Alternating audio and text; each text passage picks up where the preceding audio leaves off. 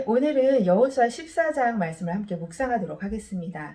여호수아와 함께 있었던 이스라엘 백성들이 드디어 가나안 땅을 정복했습니다. 그리고 땅 분배에 들어가게 되는데요. 이때 가장 먼저 나온 지파는 유다 지파이고요. 유다 지파의 지도자였던 갈렙이 가장 먼저 여호수아를 찾아가서 헤브론이라는 땅을 요청합니다. 여러분, 갈렙은 그니스 사람 여분의 아들이라고 성경에서 소개하고 있는데요. 이 그니스 사람은 가나안 족속의 한 사람일 뿐만이 아니라 에서의 후손들 중에 한 사람이기도 합니다. 그래서 갈렙은 하나님의 그 언약 백성에게서 제외된 사람입니다.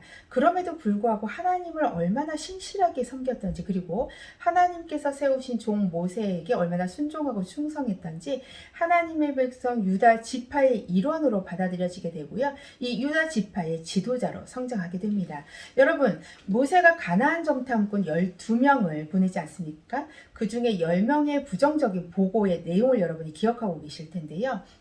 가나안 땅을 향해서 그곳은 난공불락의 성읍일 뿐만이 아니라 그곳에 사는 거류민은 너무나 거대한 안악 자손이어서 우리는 그에 비하면 메뚜기와 같다, 이런 보고를 하게 되죠. 이 보고를 들은 이스라엘 백성들은 돌을 들어서 모세를 쳐서 죽이려고 하고요.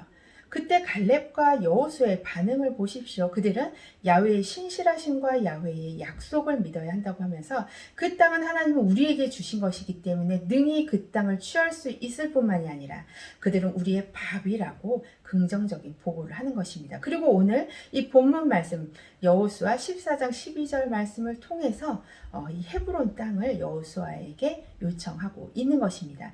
그날에 야훼께서 말씀하신 이 산지를 지금 내게 주소서. 그날에 당신도 들으셨거니와 그곳에는 아낙 사람이 있고 그곳 성읍들은 크고 견고할지라도 야훼께서 나와 함께 하시면 야훼께서 말씀하신 대로 내가 그들을 쫓아내리이다.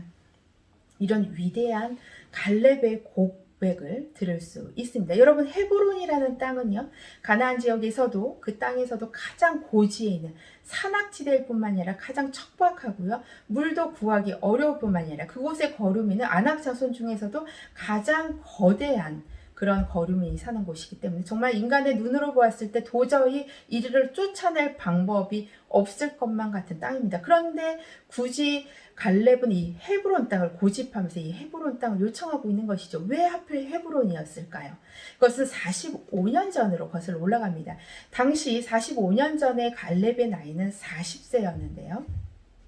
사실 이 땅에 대해서 하나님께서 갈렙에게 비전을 심어주십니다. 너가 밟는 이 땅을 너와 내 후손에게 기업으로 주겠다 약속하셨기 때문입니다.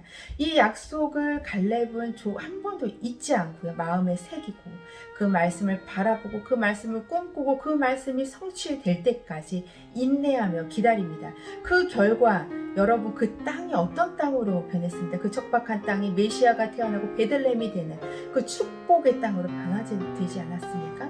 사랑하는 성도 여러분, 우리의 믿음도 오늘 지금 보여지는 갈렙의 믿음을 닮아야 하지 않을까 생각됩니다. 우리가 어떤 상황대로 눈에 보이는 대로 따라가는 것이 믿음이 아니라 정말 하나님의 말씀을 그날 선택하면서 그 말씀의 표대, 그 말씀의 기준에 따르는 그 삶이 하나님께서 인정하시고 하나님께서 기뻐하는 믿음의 삶인 줄 믿습니다.